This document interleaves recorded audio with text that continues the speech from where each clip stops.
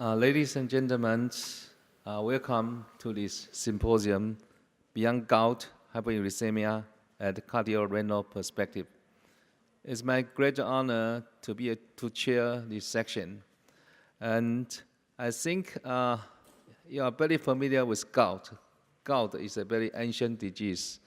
And I think it's very notorious for its very acute onset and crippling joint pain. But in the past, few people pay attention to hyperuricemia. And in the past, several articles indicating that asymptomatic hyperuricemia is nothing to do with our health. We don't have to treat. But now, I think an increasing body of evidence suggests that hyperuricemia itself is an independent risk factor for many chronic metabolic disease, including hypertension, stroke, type 2 and chronic renal disease. So we are very fortunate enough. We have two speakers from other specialty. For example, we have cardiologists and we have nephrologists today. They will share us their perspectives on the impact of hyperuricemia for the health of our patients. So increasing evidence suggests hyperuricemia should be the target for more interventions. So I will start to introduce our first speaker, Professor Claudio Borghini. Professor Claudio Borghini is the Chief of Department of Medicine, University of Bologna. And his research experience is mainly focused on cardiovascular medicine, with a focus on the clinical epidemiology of CV risk factor and the pharmacologic and therapeutic aspect of hypertension, dyslipidemia, coronary heart disease, and congestive heart failure. He is currently Chief of the Department of Medicine of the Polyclinic Osolo Mapigi Bologna and head of the hypertension unit and the ESH Excellence Center for Hypertension. Also, he is author and co-author of more than 400 peer-reviewed scientific publications and many other scientific contributions in the field of hypertension, CV risk, and the drug treatment of cardiovascular disease. The topic he's giving today is the management of gout hyperuricemia in patients with cardiovascular disease, mutual beneficial or unintended consequence. Let's welcome Professor Borghi to the podium.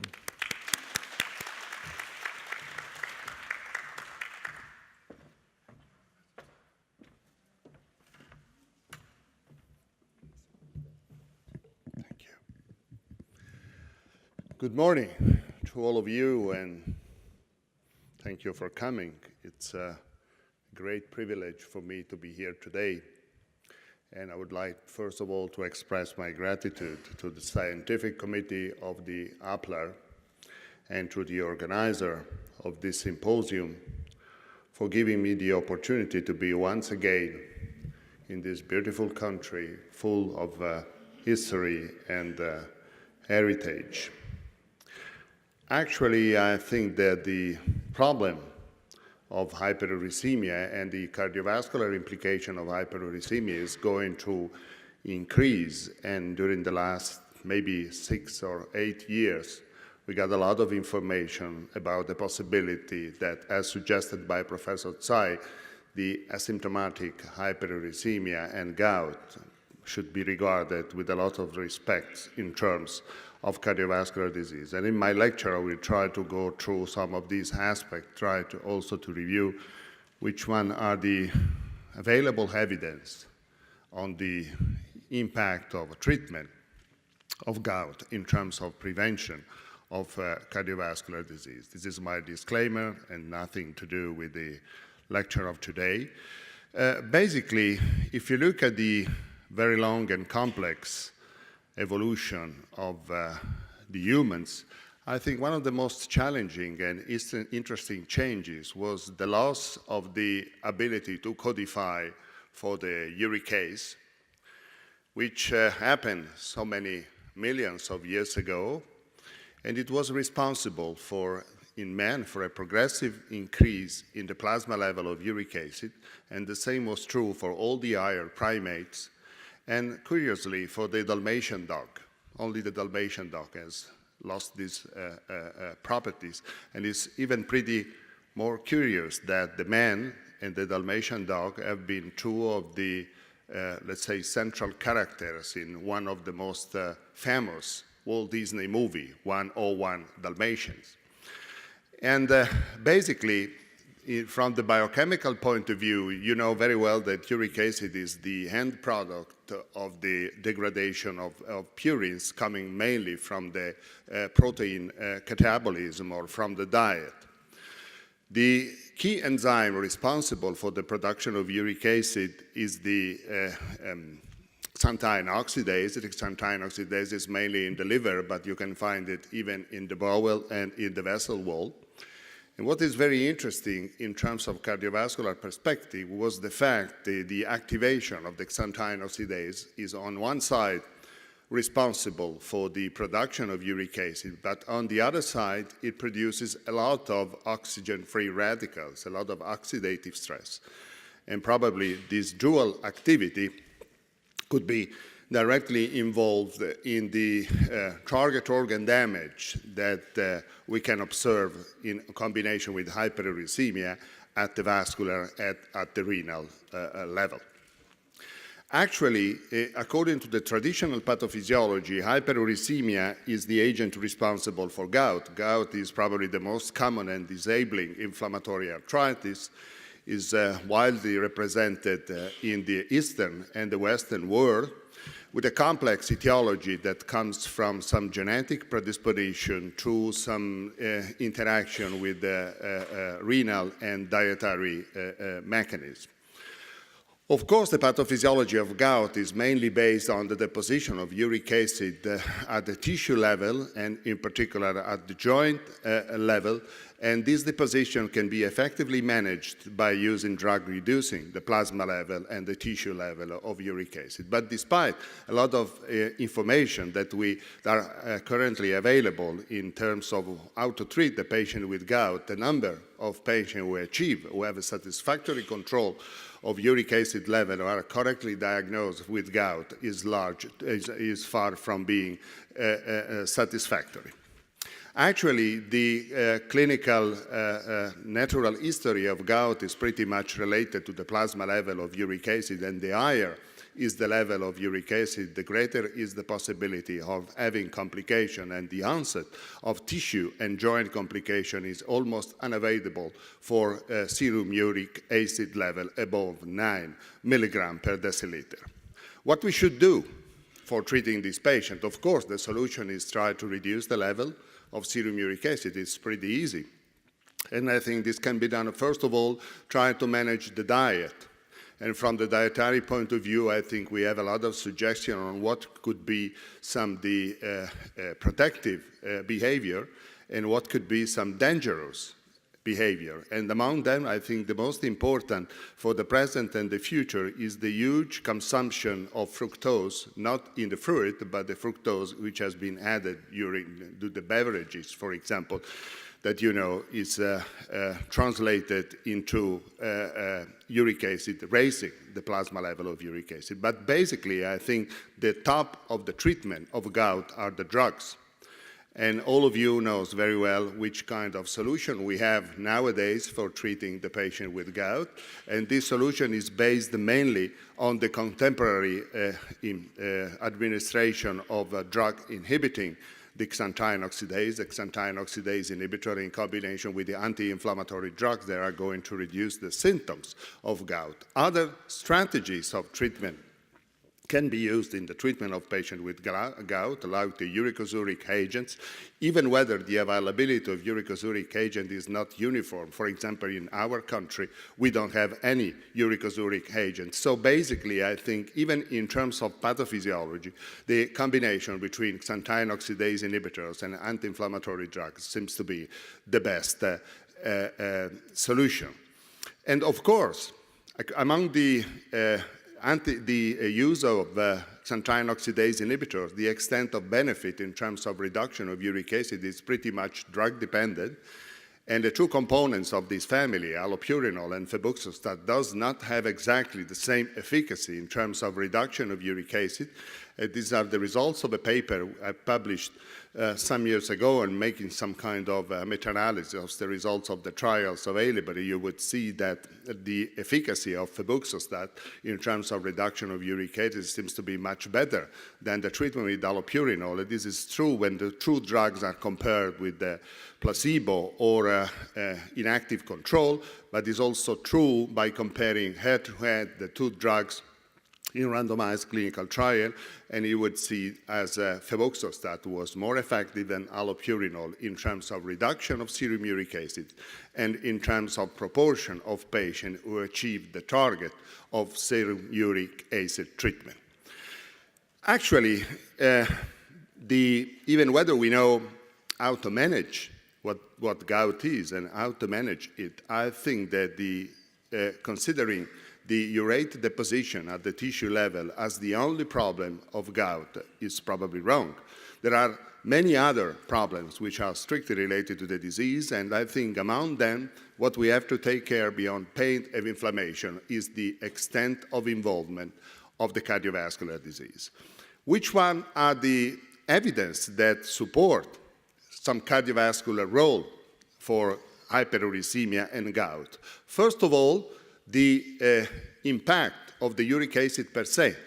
We know from more than 1 century that hyperuricemia can be responsible for cardiovascular disease, can be involved in the development of cardiovascular diseases. This is true in the population of patients with gout, but it's also true in the larger population of patients with asymptomatic hyperuricemia.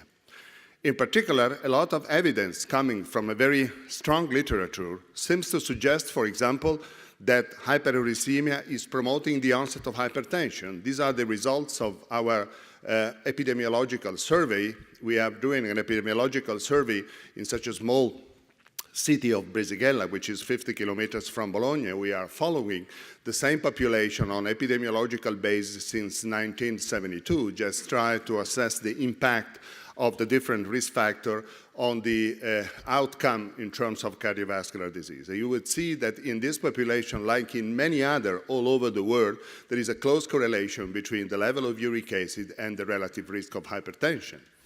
But at the same time, the same correlation between progressive increase in uric acid can be found also on the metabolic pathway.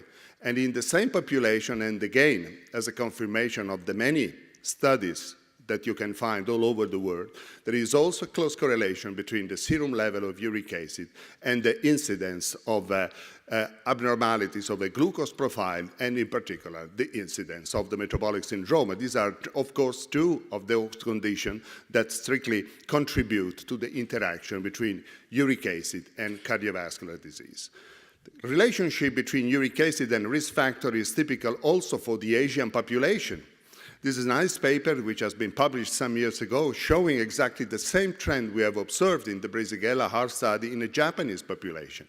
Even in this condition, you would see a progressive increase in the prevalence of hypertension and the abnormalities in the glucose profile by increasing the plasma level of serum uric acid. And what is more interesting in terms of interpretation is that part of the picture in which you would see that the increase in the relative risk of hypertension, in the relative risk of metabolic disorder, adjusted by BMI is already evident for serum uric acid level, which are well below those which are currently used for the definition of hyperuricemia and gout. So it seems that in terms of cardiovascular risk, maybe not only there is a close relationship between uric acid and cardiovascular disease, but the risk is probably starting at a threshold which is usually considered as a normal level of serum uric acid.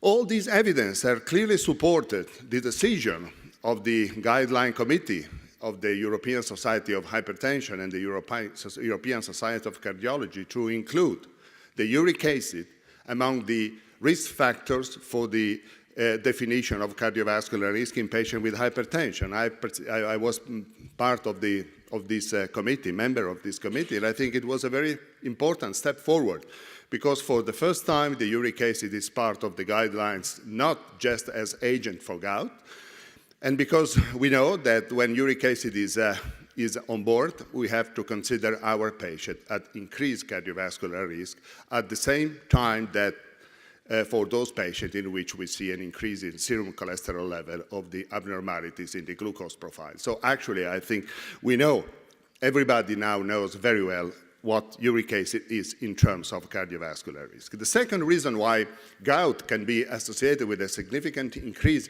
in cardiovascular risk is the frequent combination of gout with additional cardiovascular risk factor.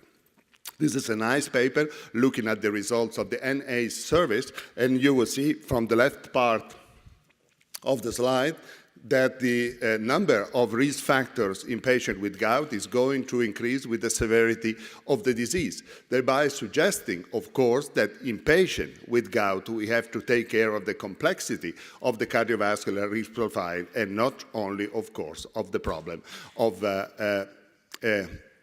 urate deposition. And this probably is the reason why very respectable guidelines, like the guidelines of the British Society of Rheumatology, suggest that in patients with gout, we have to take care of the different cardiovascular risk factors that should be taken into account, that should be treated effectively, because probably most of the cardiovascular risk that you can see in this patient is due to the coexistence of abnormalities of urate profile and the concomitant cardiovascular disease. So I think it's a scenario which is pretty interesting in terms of future perspective and is pretty much endorsed by the most important guidelines. But I think the larger evidence that support the role of gout as a cardiovascular disease was the significantly increasing the rate of clinical cardiovascular disease that you can observe in the gout patient, in particular for what concern coronary artery disease. There are many papers like this one which have tried to investigate the relationship between gout and the incidence of cardiovascular disease. And you would see that the presence of gout is associated with a significant increase in the rate, in particular of coronary artery disease incidence and mortality, and the severity of the vascular disease is more evident in patients with untreated gout. In addition, a nice meta-analysis has been recently published supporting not only a close correlation between gout and cardiovascular disease, but a close correlation between gout and mortality for cardiovascular disease and mortality for coronary artery disease. These are three of a very nice paper going exactly in the same direction and supporting that the presence of gout is associated indeed with an increase in mortality involving the cardiovascular system. And the same is true again in the Asian population. And this is a nice paper published a couple of months ago based on a Chinese population of patients and showing that the presence with gout is associated with a significant increase in the mortality for cardiovascular disease that involved all the main complications, all the main cardiovascular complications that you can observe in the population. And on the other side, I think is the positive aspect of this evidence. If you treat the gouty patients with urate lowering treatment, you can, of course, achieve some benefit in terms of, let's say, joint health, but you can also achieve some advantage in terms of prevention of cardiovascular disease. And the result of this paper, like many other, most of them are from the Asian origin, but we have also some nice paper coming from United States and from Europe, pretty much suggests that the treatment with urate-lowering drug in patients with gout is associated with a significant reduction in the rate of the mortality for cardiovascular diseases. So we know what's going on, and we know also what we have to do to prevent cardiovascular disease in this very important population of patients. So provided that the evidence is going in one direction, and believe me, I've shown you just a little bit of the evidence that have been published in the last 10 years on the same topic because, of course, the reason of time. And provided that we know a close relationship between gout and cardiovascular disease, I think we have to, let's say, spend a little bit of time trying to understand which one could be the mechanism that could relate hyperuricemia with cardiovascular disease in these patients. There are so many hypotheses from this point of view, but I think the three of them seems to be most interesting and probably more interesting for the research in the future. The first one is the easiest one. So the inflammation, the problem of inflammation, you know very well the close relationship that exists between inflammation and vascular disease, in particular inflammation and atherosclerotic disease. And you would see that in gout, there is a lot of inflammatory response that could be responsible for the onset and progression of the atherosclerotic disease, exactly the same that you can find in patients with the atherosclerotic disease or in patients with diabetes. All of these conditions are characterized by a significant increase in the risk of cardiovascular complication. And in all these conditions, you can find some kind of inflammatory response. I think is the most logical and easier interpretation of the data. But from the, I think, prospective point of view, there is probably another possible interpretation of the relationship between gout and cardiovascular disease, which reside in the activation of xanthine oxidase enzyme. You know that the activation of xanthine oxidase is on one side responsible for the production of uric acid, and uric acid is responsible for gout. There are no doubts. But on the other side, the oxidative stress that follows the activation of xanthine oxidase activity is able to negatively interfere, let's say, with the oxidation of LDL cholesterol, is causing endothelial dysfunction, and both of these are able to activate the renin-angiotensin system at the vascular level, and the combination of these three factors are probably responsible for the promotion of the atherosclerotic disease and the progression to overt cardiovascular disease. This is a very, I think, interesting hypothesis, and this is probably the most reliable hypothesis, particularly in patients without gout, in patients with asymptomatic hyperuricemia. And the third hypothesis has been just put forward very recently and supporting a role in the genesis of gout and cardiovascular disease for the intestinal microbiota. You know, the intestinal microbiota seems to be the future of everything. There is no disease in the last, maybe published in the last 3 years, which has no a specific explanation through the intestinal microbiota. But I think that if we talk about gout, the perspective seems to be really interesting, according to studies like this one, that seems to suggest that the bacterial strain that you can find in the intestine of patients with gout seems to be pretty much different from those that you can find in the normal patient, in the healthy patient. And what is interesting in terms of, let's say, linking between the traditional hypothesis and the new hypothesis is the fact that this bacterial strain that could be more effective in patients with gout would act from the biochemical point of view, again, by activating the xanthine oxidase. So even in this case, the xanthine oxidase or the activity of xanthine oxidase and the oxidative stress related to xanthine oxidase could be responsible for cardiovascular diseases. This, of course, clearly support the primary role of drug inhibiting the xanthine oxidase in the treatment of patients with gout and in the prevention of cardiovascular disease in the same patient population. So what is really interesting of this experience about gout, hyperuricemia, and cardiovascular disease is that you can find some kind of interesting pathophysiological network, and all the different hypotheses seems to be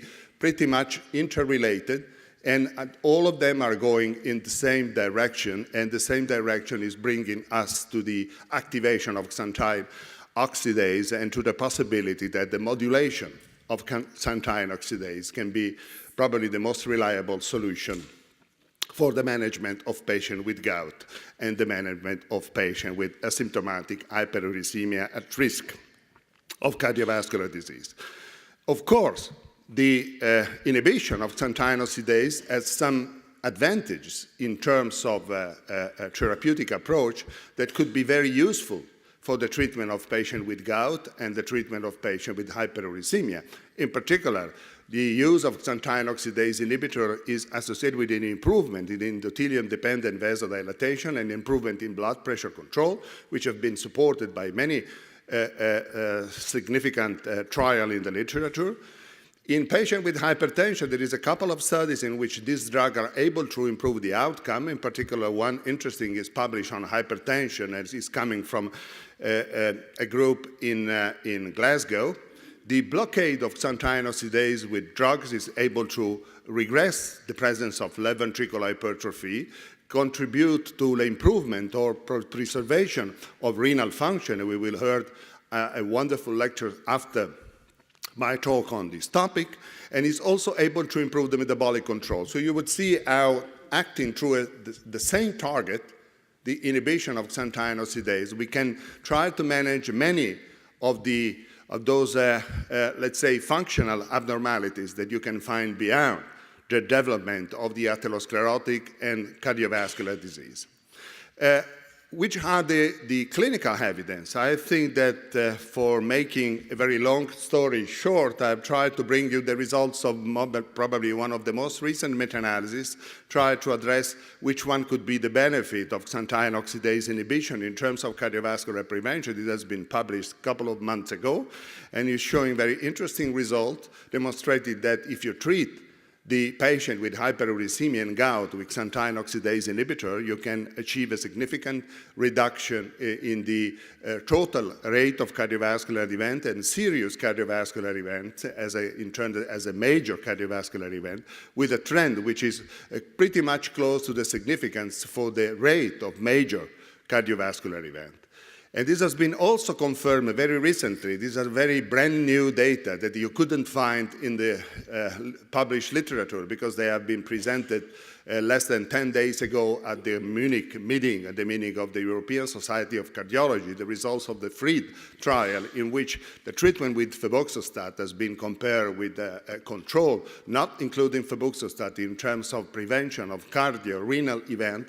And you would see as a primary endpoint, the treatment with febuxostat was associated with a significant reduction in the rate of event, which was mainly due to the prevention of the renal disease, but this was in general associated with an overall improvement in the cardiovascular outcome that seems to suggest that the management of xanthine oxidase seems to be pretty useful for the prevention of cardiovascular disease in patients with hyperuricemia and in patients with gout. What about the comparison between the different drugs belonging to the same family, and in particular allopurinol and febuxostat? These are the results of a nice meta-analysis which is trying to compare the clinical and the cardiovascular outcome in the different trials. They have compared, they provide some head-to-head comparison between these two drugs, and you would see from the results of the comparison there was no difference in terms of prevention of cardiovascular disease between the two drugs. Over this pretty clear situation, we had the abrupt eruption of the CARES trial. The CARES trial, you know, was a trial in which was made for safety reasons, supported by the FDA. It was finalized to understand or to compare the treatment with allopurinol and the treatment with febuxostat in patients with gout associated with high cardiovascular risk, just to assess the relative safety of these two drugs. And the main outcome of the trial was the comparison between the two drugs in terms of the primary endpoint, and the primary endpoint was a complex interaction between many of the possible expression of cardiovascular disease. And as you could see from the slides, and I'm pretty sure that you know very well the results of the CARES trial, no difference has been observed between the two drugs.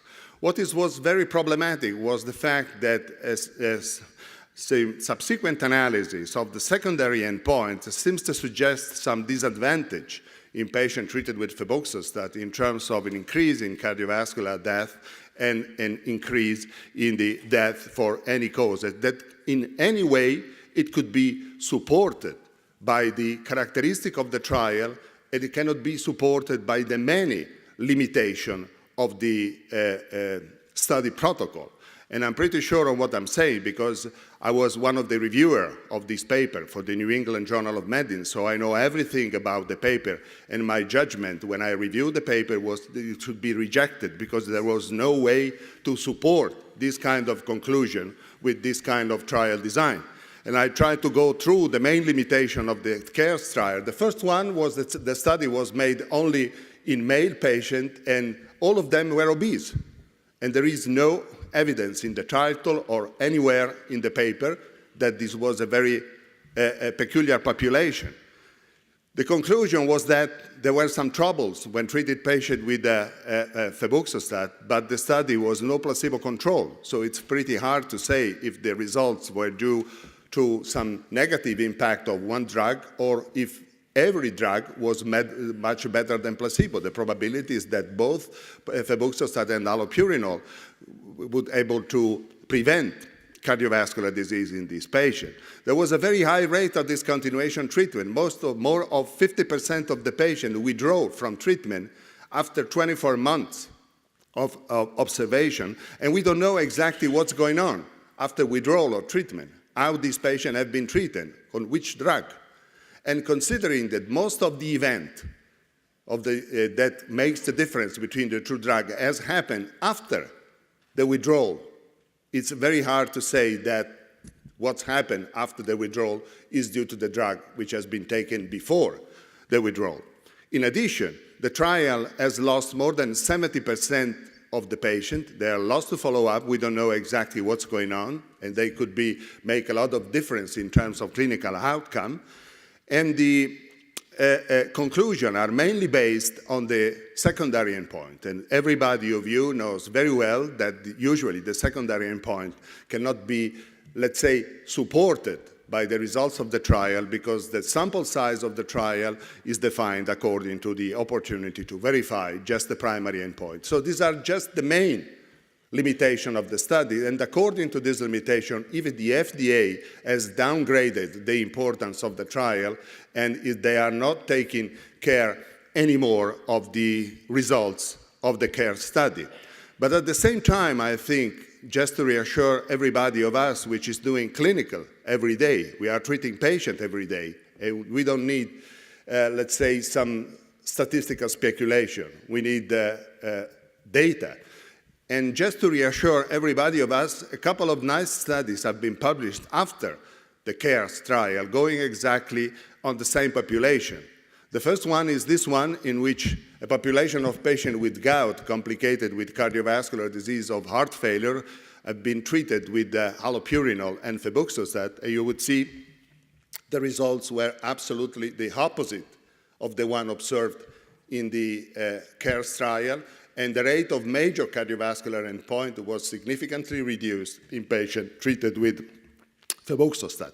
But even more interesting are the results of this other trial, which has been published very recently on Circulation, so I think a very respectable journal, in which a huge population of patients with gout have been compared after treatment with allopurinol and febuxostat on a 1-to-3 distribution, and based on the balance between the baseline characteristic of the population. And if you look at the result of this second study, pretty much larger than the CARE study, you would see that no differences have been observed in terms of cardiovascular outcome between patients treated with allopurinol and febuxostat. At the same time, if you look at the different subpopulation of the study, according to the different statistical approach, you would see again no difference between the two drugs, and in particular for the all cause of death, which one was of the secondary endpoint of the CARES trial, the trend is definitely favoring the treatment with febuxostat, particularly in patients with not previous cardiovascular disease, which are those in which we should apply more effectively the cardiovascular prevention. So I think that the reality should be looked always having more data and having certainly that the way we are looking at the reality are the real one. What we expect for the future, more trial, more data, of course. We are always eager of data. We are also eager of the results, and many of them will come. Some of the studies have been published. The last one has been published 2 days ago, but it was outside the purposes of my lecture, but it was anyway favoring the role of febuxostat in terms of renal prevention. And we expect more studies for the next, let's say, 12 months, and maybe the results of all these studies will open a new perspective for the treatment of gout and for the prevention of cardiovascular disease in this patient. But if you would like to listen more about this topic, if you are very interested in the topic of uric acid and cardiovascular disease, in a couple of months from now, we will have our meeting in Bologna. It's a meeting we have every 2 years, which will be dedicated to the relationship between uric acid, cardiometabolic disease, and prevention of cardiometabolic disease. And you are definitely invited to join us. So in conclusion, I think the topic of cardiovascular disease and uric acid and gout is a pretty interesting one. It is a growing one. As a reviewer, I'm receiving a couple of papers almost every day to review about the importance of this topic. And during the last 5 years, we have worked all very hard, achieving some interesting results. First of all, we know that gout is a common disease and is associated with an increase in cardiovascular complication. The presence of gout coexists with some of the major and the most important risk factors for cardiovascular disease.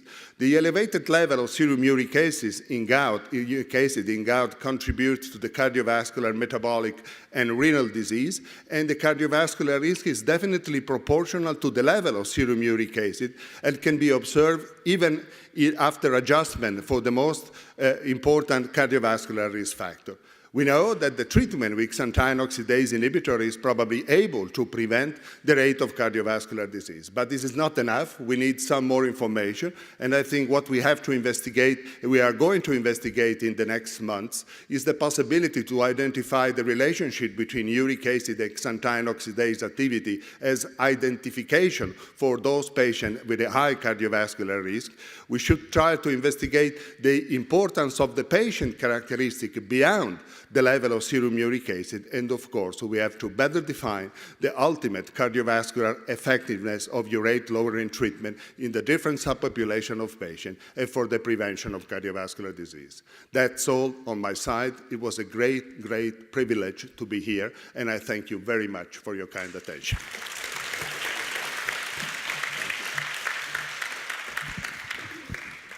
Thank you, Professor Borghi, for your very excellent talk. I think Professor Borghi reminded us even the best journal might have paper with poor quality. Okay. And let's go to the second part of this section, which will be given by Professor Titus Lau. And allow me for a few minutes to introduce our second speaker, Professor Titus Lau. Professor Titus Lau is a senior faculty division of nephrology, University Medicine Class, National University Hospital, National University Health System, Singapore, and program director of hemodialysis, National University Hospital, National University Health System, Singapore, and elected chair, chapter of the Renal Physician College of Physicians, Singapore, and council member, College of Physicians, Academy of the Medicine, Singapore, and panel member, National Residency Training Committee for Internal Medicine and for nephrologists.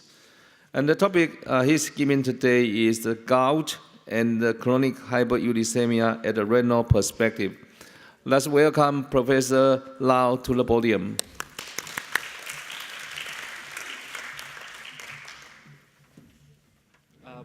Good morning, everyone. If I can be excused from a podium, I think it's easier for me to just present standing on the other side of this room. Can I have the mic on? All right. So yeah, good morning, and again, thank you very much for your kind introduction, Mr. Chairman, and again, thank you to the organizing committee as well of APLA for the invitation and the privilege to stand before you. And congratulations for such a successful meeting. I think I'm quite sure, being a nephrologist, I'm the really small minority in attendance in this Congress here today. All right. And again, also thank you to accept my thanks to Astellas for you hosting this meeting and making this discussion possible. That's my personal disclosure, and that's from. All right, so the question posed to me for this session is actually, is there an association between elevated uric acid and chronic kidney disease? And if there is an association, is this association a causative part of causing chronic CKD, or is it a consequence of CKD? And I think finally, being clinician and people who want to make our patients better, is uric acid a modifiable risk factor for CKD progression? I think that's really an important question for all of us, right? So let's start off. I think, you know, if you, in your younger days, I suppose many of you are specialists today, and I'm not sure how many of you still do internal medicine call. If you're a young resident, or if you're doing internal medicine call, or if you're in the hematological oncology unit or the nephrology unit, what you see is that occasionally there are patients admitted with a very high load of cells, like in hematology malignancy, leukemia, and lymphomas. And when they go into tumor lysis syndrome, we get a call because the patients actually develop acute kidney injury. And when a patient develops acute kidney injury, and if you do biopsy the patient, and sometimes you have an opportunity to do that, this is what you see. Yeah, you're going to see uric acid deposition in the medulla, and also in the intrarenal tubules as well, right? So that part of the spectrum of disease in terms of how uric acid causes kidney injury or kidney failure is fairly established, and I don't think there's any dispute about that. What may be a little bit more controversial is actually whether there's such a thing called chronic uric nephropathy, meaning patients with not so high uric acid level, you know, but again, maybe there's still chronic deposition of uric crystal, acid crystal in the kidney. And the third thing is, the third part of this is, does actually uric acid cause chronic kidney disease through other mechanisms other than uric crystal deposition in the kidney as well? And I think that's the third one, is where we're trying to just extend the discussion a little bit this morning. So let's go through some of the evidence, good evidence that's been published from animal studies. So in the past, I think in general, the rat model, the animal model that's used to study uric acid problem is actually either they do a uricase knockout mice, or they give oxalic acid, which is uricase inhibitor. Thereby, it causes a rise in serum uric acid in that animal. And on top of that, usually they will actually supplement the animal with high purine diet to increase the uric acid. What happens in these models is that what they have observed is that the animal die fairly quickly, the animal develop kidney injury fairly quickly, very rapidly, and kind of a catastrophic kidney injury. And that would be akin to what we call in today's world, like tumor lysis syndrome, or, you know, because of those acute massive uric crystal deposition. What they wanted to do with the animal study now is actually to create actually low-level uric acid that usually does not cause the phenotype that's seen in the earlier cases. And so what they did was they experimented. They didn't know where it was that they needed to do, but they gave 2% oxalic acid, which is a uricase inhibitor, and plus 3% uric acid diet. And even then, in this animal, the uric acid actually went up too high, and they couldn't produce a model they want. Then instead, what they did was they then reverted to just 2% oxalic acid with no additional uric acid in the diet, and they were able to maintain the animal, the rats, with about 1.5 to 2 times normal. So this is what they see. When they sacrifice a mouse or do a renal biopsy, what they see is that there's actually no uric crystal deposition as would see otherwise in more acute or higher level of uric acid. So you can see that the renal pathology is fairly straightforward, fairly plain. You don't see any crystal deposition. What is shown here is the changes in uric acid control versus the oxalic acid 2% being given. And at the same time, you can see that in those animals, they're able to induce spontaneous hypertension in the animal, right? So uric acid and hypertension seems to emerge from this. Next, what they did was then they would give allopurinol to test out. And if they give the animal allopurinol, what will happen is that the uric acid then, of course, revert back to near normal, or the normal rat was not being given oxalic acid. And you can see that at the same time, the same thing is also seen in terms of blood pressure. They were able to actually lower blood pressure down by giving allopurinol and nothing else. The authors then went on to say that, well, maybe someone will argue allopurinol itself has antihypertensive effect, so maybe that's why the BP dropped. So what they did was, they then actually experimented and actually withdrew oxalic acid, which is a uricase inhibitor in those animals. And when they withdrew the oxalic acid from the animal, the same thing is seen. Of course, the uric acid would now drop because there's no more OA being given to the animal to induce hyperuricemia. And what do we see in terms of the blood pressure? The blood pressure drops at the same time too, all right? So that seems to suggest that hyperuricemia has something to do with the hypertension that's developed in those animals. If you look at some of these markers that they did for the histopathology of the animal from the renal biopsy of the animal, one is that they were looking at the collagen activity. These are markers of inflammatory cells, and this is markers of stains for fibrosis in the kidney. What you can see from this study as well is that if you're in a control group, you have this. If the rat is given oxalic acid, inducing hyperuricemia, you can see that there's an elevation in both the collagen activity, the fibrosis, as well as the inflammatory cells. If the rat is given oxalic acid and allopurinol, then that reverses. The same thing happens if oxalic acid is withdrawn from the rat animal as well. Right? So they went on and said, well, those were rat models that had complete two normal kidney at the start at least, all right? And then they induce hyperuricemia. What happens if you do induce hyperuricemia in a rat with CKD? So CKD rats, that's what they do is that we would do 5-6 nephrectomy. So we remove about 5-6 of the renal mass of the kidney of the rat. And then, the rat started with just about 15 to 20% kidney function.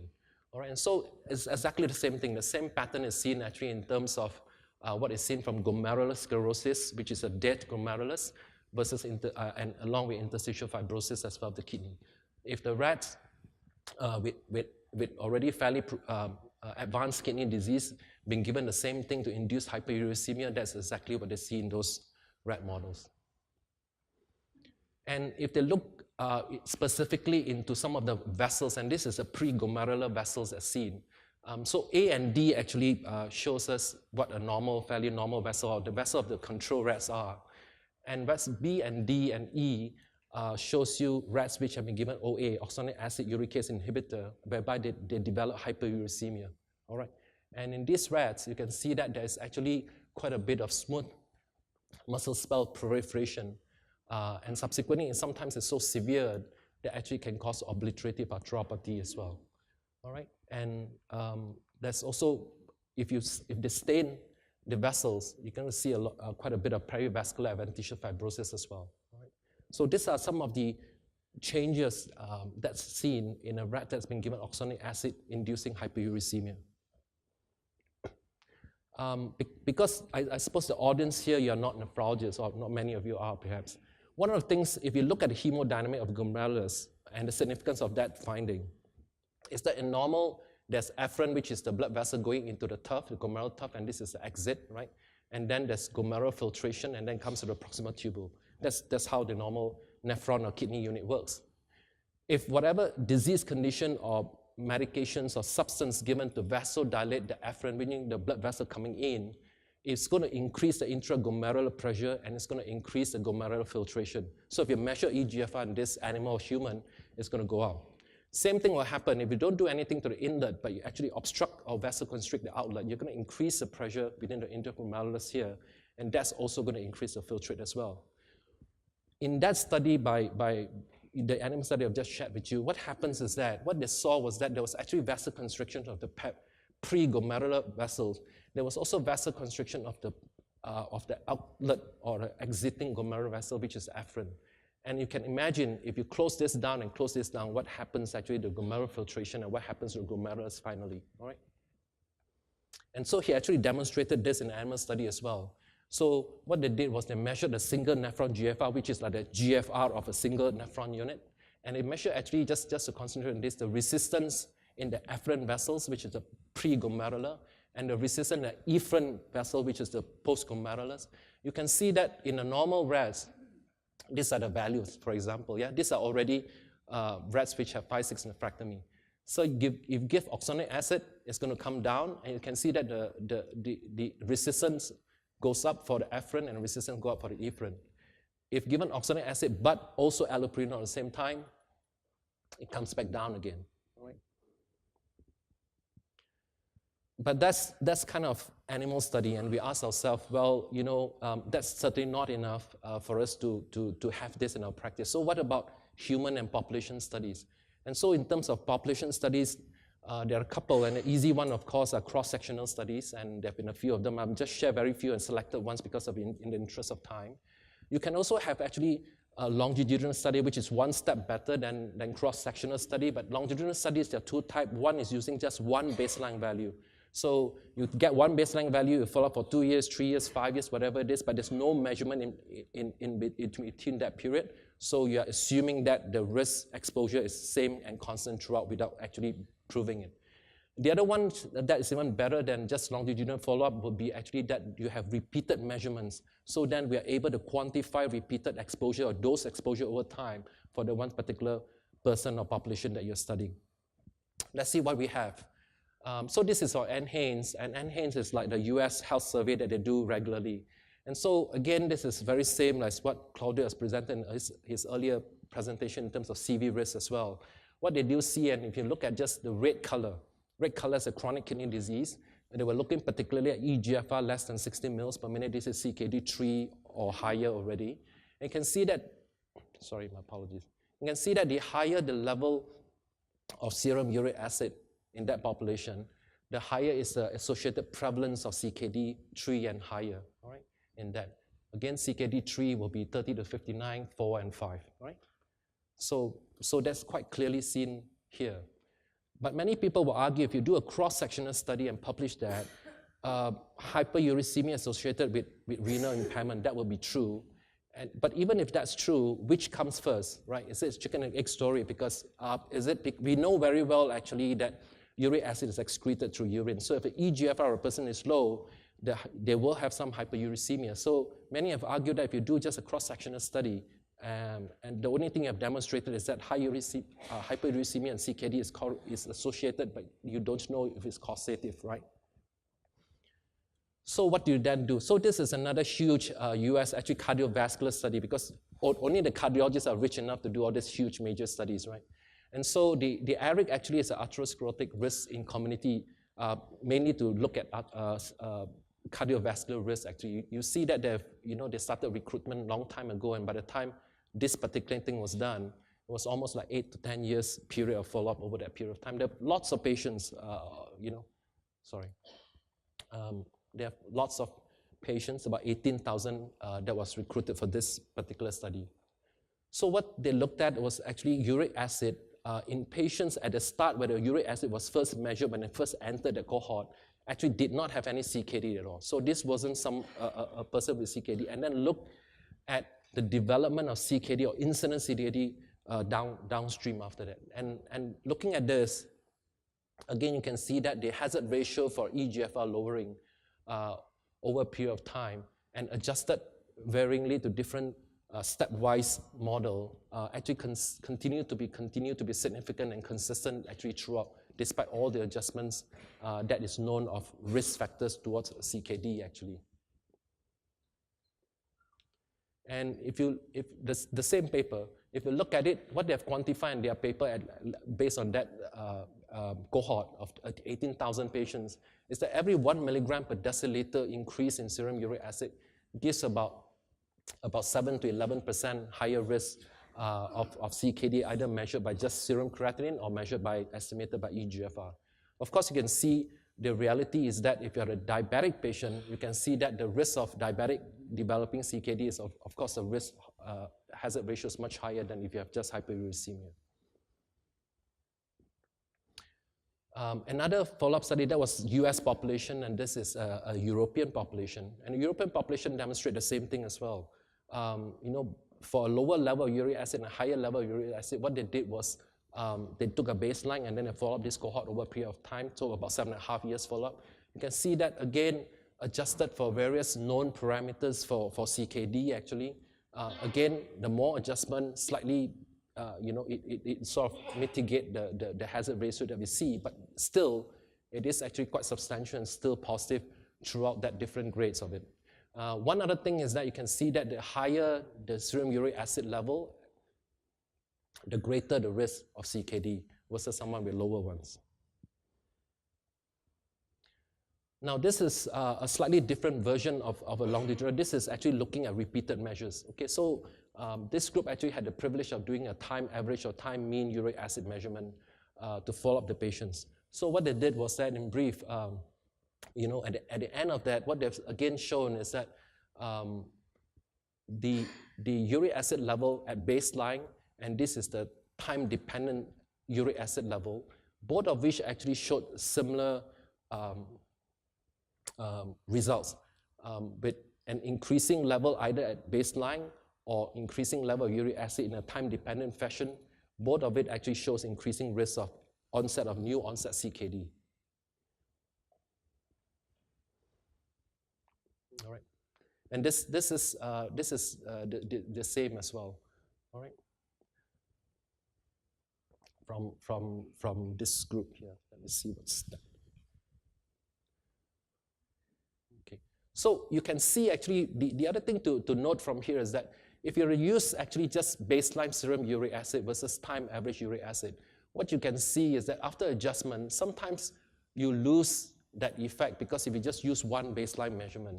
Whereas in the same cohort, actually, in the same patients, if you follow them up over time and you use a time average measurement of the risk, you can see that actually that remains at the end of the study. All right. This is actually done from a Taiwanese group here. And what they did, again, the same thing, is they have a health database quantifying health data of many patients, and one of the things they used was that they have been integrated care of CKD patients. And so from this large cohort of over 5,000 CKD patients, what they did was that they then kind of modeled different groups of patients within there. What they did find was that they were able to separate 4 kind of groups of patients over time with certain uric acid trend. One group will be in the red trend, meaning the trajectory of someone with fairly high uric acid most time. And on the average, these patients will average around 9.8 milligram per deciliter. The second group will be moderately high, averaging about 8.4 milligram per deciliter. And then the moderate one, and then the low one, which is 5.6, all right? And so what they did see, again, just maybe, again, this is plenty here, but just look at the risks of dialysis, for example. In the risk of dialysis, you can see that the different trajectory patient shows, again, very clearly that there's a dose-dependent effect, that the higher the trajectory over time, the risk is actually increased.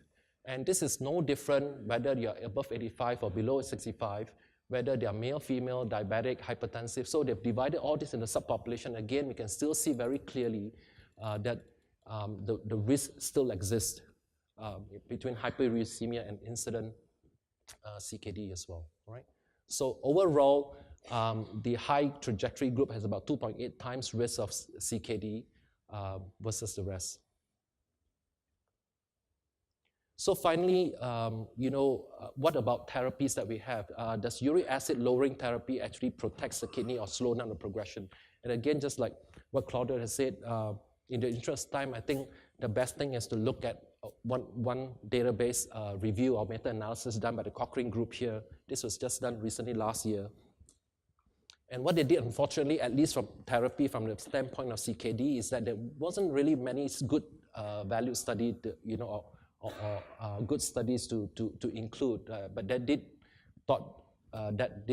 they did think that this was at least some of the good ones that they was able to include. There was only about 12 studies. Most of it were using allopurinol, with the exception of one. Anything with a yellow dot means indeterminate, meaning the authors, the Cochrane reviewers, they're just not able to make a decision whether it's good or bad because those information were not available in the papers. The red dots mean those are bad part of it. That means strong potential for bias. The green dots means good, means low risk of bias. All right. So you can see that maybe perhaps one paper, Stricker 2015, we're going to share with you, have the kind of the most green dots. There's 5 green dots. The rest were just fairly low level kind of evidence. Despite that, that's what we have. So I'm going to share with you that's what we have. Yeah. So this, what you're going to say is that if you look at the outcome of starting dialysis, they were not really able to show any significant difference in that pool meta-analysis. All right, from the study. Part of it, I think, if you look at it, is that the period of studies for a lot of these studies that they've chosen, the best one they could, were actually relatively short. All right, so the period chosen were all relatively short, except for just one study here, which is a Goicocha study, which is 7 years. Even when it stated 7 years, the actual study period was only for 2 years. What happened is that they then went on to track the patients another 5 years later, 7 years. So meaning at the end of 2 years, that was the period of randomization to the trial, uric acid, allopurinol versus none. After that period, they didn't know what happened to the patient, and a lot of them actually had crossover. Patients who were taking uric acid lowering agent, allopurinol, stopped. Those who were randomized to the placebo group, some of them actually started on therapy. But whatever it is, they publish it, a follow-up paper after the first 2 years. It is a 7 years follow-up. If you look at the results, not just for dialysis, but dialysis and renal outcome or renal progression. If you put two of them together, the author said, well, it looks like the patient randomized to the group allopurinol initially for 2 years actually developed less risk of dialysis and renal outcome at the end of another 5 more years, which is a total of 7 years. Again, he did say that we were not able to actually precisely say that the group remained because the placebo or the randomization and the trial was actually only for 2 years. The other thing, I suppose, is if you look at eGFR as well, maybe just as this. So again, if you look at eGFR preservation, what happens is that a lot of times the studies, again, were fairly short period, 6 months, 12 months, maybe 24 months, all right? But, and thereby overall, it was also very hard to tease out, even in the pool meta-analysis, that any of this actually gave us the strength to support to say that it does preserve renal function. But if you look again at the one that is the longest period, which is 2 years, you can see that, well, this one seems to be positive, but that's one study and that's a longer study, all right? In terms of febuxostat and CKD, there are not many actually trials available currently. I'm sure there are ongoing ones and they're just published one that you're going to read about very soon. All right, but at least in the past, actually, there wasn't many. And this is not a randomized study. It was just someone retrospectively looking at febuxostat, patient who actually, the physician, for whatever reason, swapped them over to febuxostat when they were on allopurinol versus those who remain on allopurinol. And what they showed was that the uric acid tends to be lower in those who switch over to febuxostat therapy. And the GFR measurement over about 12 months seems to be relatively more slower and preserved over here in the febuxostat group versus the allopurinol group, which has a sudden deterioration over here over 12 months. Again, please note that the numbers here are actually extremely small. It's only 22 patients in this group. So a small number of events could have made a difference as well. This was the one I said which was seemingly amongst the best that was in the Cochrane group. This was actually the Indians, done in India actually, of about 93 patients for about, the therapy was only for 6 months only, but the follow-up was slightly longer. And they look at CKD 3 and 4 patients, and they look at the outcome of renal deterioration, change in GFR as well as more than 10% decline from baseline. And this is what they found from that paper. The febuxostat group, again, seems to maintain the GFR over that period of 6 months while they're on therapy. The placebo group seems to have a decline in therapy. And in terms of the decline of more than 10%, of course, the proportion of decline in the febuxostat group was much less compared to the one taking placebo. And the uric acid actually was reduced from an average of 9.3 to about 5.2 in this study. So these are some of the CKD mixed fixed study. It's not published yet, so it's going to, this is going to be of interest. It's CKD 3 and 4 allopurinol for 2 years. This is a different population. This is diabetic type 1 patients. Earlier stages, CKD 1 and 3, again using allopurinol with a specific target uric acid as well. All right, both of these are actually fairly massive or larger studies in terms of CKD protection. I think you know this better in terms of the therapy we have at hand in terms of trying to lower uric acid. Xanthine oxidase inhibitor is a mainstay. Uricosuric agent is the second one, and uricase is actually used again mostly in tumor lysis syndrome. In terms of the side effects, we always ask this because I'm a nephrologist and most of the patients under our follow-up is actually fairly advanced. Is it safe to use it in more advanced kidney disease patients? So I think it's been fairly proven that febuxostat at least, you can use it very safely up to CKD3. In terms of CKD4, there have not been a lot of data about that. So, but here's one in terms of the use of febuxostat in CKD4, but again, it's really small, and here they showed that in terms of GI side effect and the kidney side effect, it seems like it's about the same as placebo, no difference actually. All right, so just a reminder, I'm sure some of you know this better than me, that of course if you use allopurinol, you can be used in more advanced kidney disease, but you do have to adjust the dose of allopurinol use. Febuxostat actually have no dose adjustment in that sense. You can use it all the way up to CKD3. I think in US FDA has just approved it for CKD4 as well at a lower dose of 40 milligram. Right?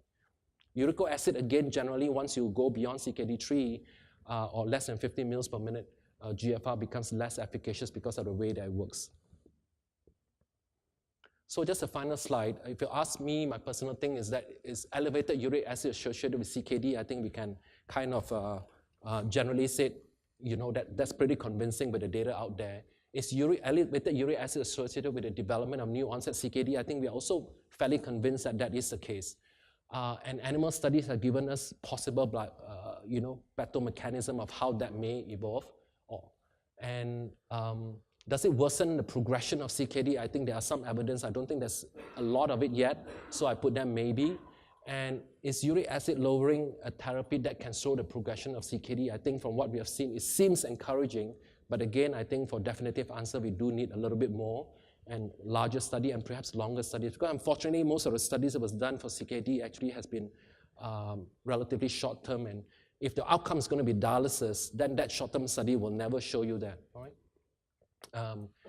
Finally, I think some of the unanswered questions, even if lowering uric acid is proven useful, there are more studies to do in terms of telling us what treatment target should be aimed for. Is it just a fixed dose, allopurinol, febuxostat, whichever it is?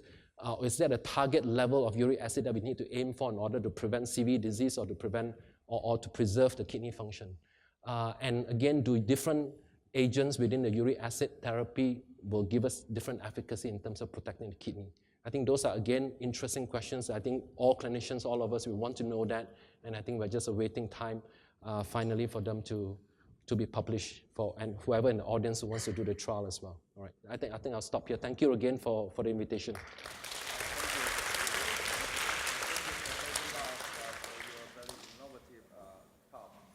I think we move to the last part of this section, and Professor Boki and Professor Lau, please come on the stage. So if you have any question, please come close to the microphone, and may I suggest you to tell us your name and where are you from before your questions.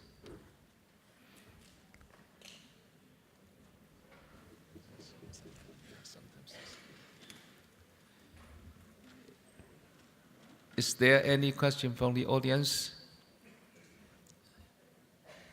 Yes, please.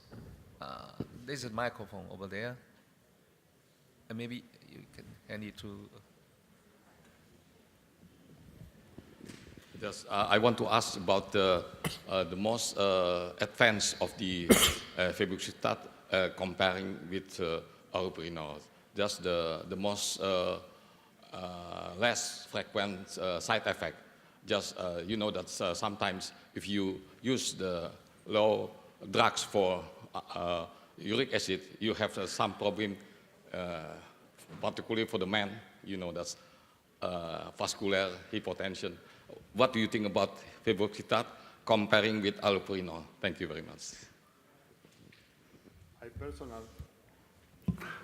My personal opinion is that the two drugs have a remarkable difference in terms of mechanism of action, and this, of course, translate in differences in efficacy and certainly in the safety profile. The chemical profile of these two drugs is different. The selectivity of the xanthine oxidase is much higher for febuxostat. And you know very well that the allopurinol works after transformation in this active metabolite, which is oxypurinol. And the transformation from allopurinol to oxypurinol generates, again, oxidative stress, which is based on the same mechanism. So actually, I think that the two drugs are not exactly the same, even whether they are addressing the same target.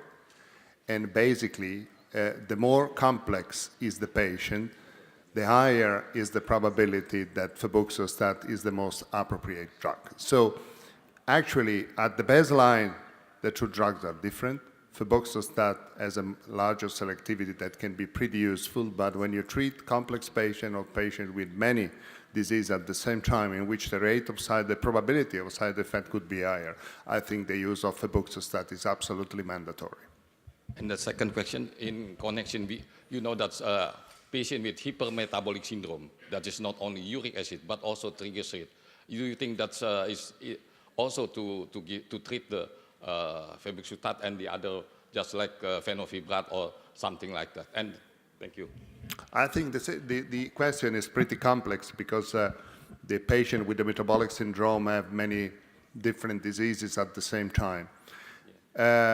Basically, if you treat with fenofibrates, I think the best you can achieve is the reduction in serum triglyceride and some effects on the PPAR alpha that could improve insulin resistance. So I agree with you that it could be very useful.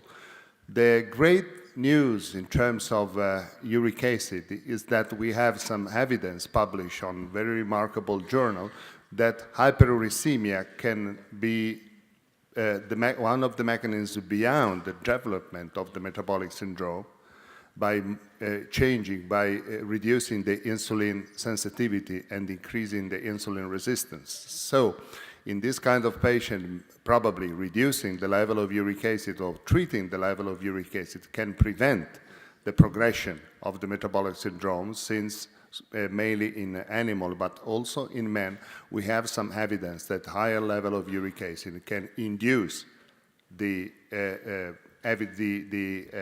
development of the metabolic syndrome. With the fibrates, I know that you can achieve some benefit, particularly in the modulation of insulin sensitivity and the lipid profile.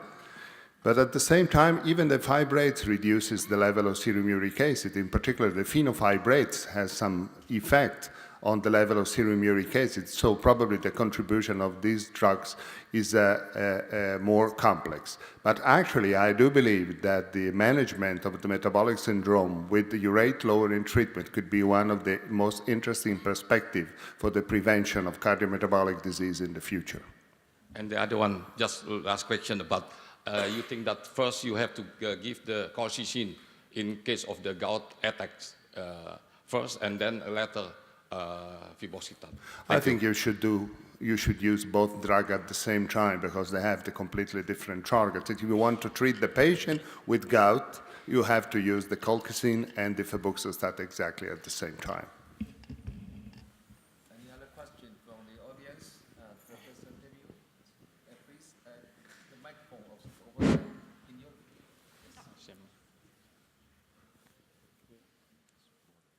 Okay, I have a question for Professor Borghi. And I had to read case study carefully. One of the limitations of case study you just mentioned is that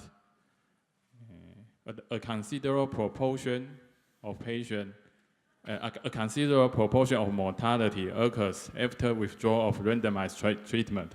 And apparently, it will influence the validity of intention to treat analysis. Yeah. But we can see in the case study, the authors also do a street analysis. And a street analysis shows a similar result to modify intention to treat analysis. That is increase overall mortality and cardiovascular mortality of febuxostat in the case study. I wanted to know what is your comment on the result of S-treated analysis in the case study?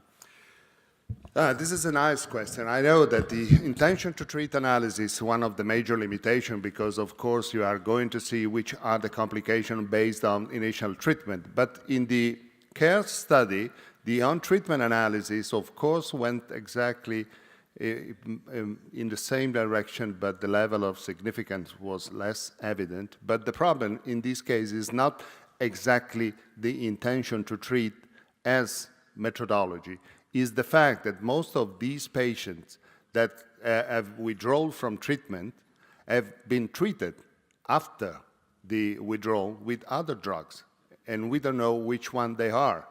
And since the price of febuxostat and the price of allopurinol in the United States is pretty much different, we know that most of these patients initially allocated to febuxostat has been treated later on with allopurinol.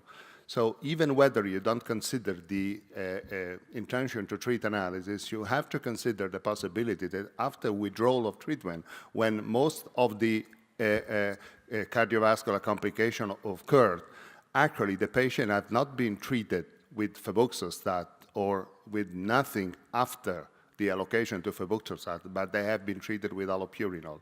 And if you look at the trend of the Kaplan-Meier curves, you would see that for the time that the patient were on treatment, febuxostat was a little bit better than allopurinol. After the time of withdrawal, there was an inversion of the curves. So it's possible that all those patients which were originally treated with febuxostat have been treated later on with allopurinol, and what we see is not exactly the follow-up of the effect of febuxostat, but it was the effect of a new intervention with a treatment with allopurinol. So this is since I don't receive from the authors the distribution of the off-label treatment after withdrawal from the randomized treatment, I think that the results of the CARE study cannot be interpreted in that way. I asked to the author in my review, they didn't answer, and so I think that I said, if you don't answer to this question, the paper should be rejected because I don't know what's going on in 50% of the patients for 24 months. And they didn't answer, but you know, the power of FDA is much, much better than the power of Claudio Borghi. This question is for both of the speakers. You have given us the results of a lot of studies, but what do you do yourself in your clinical practice when you see a patient with high uric acid and high cardiovascular risk and no gout? Do you routinely give allopurinol or febuxostat?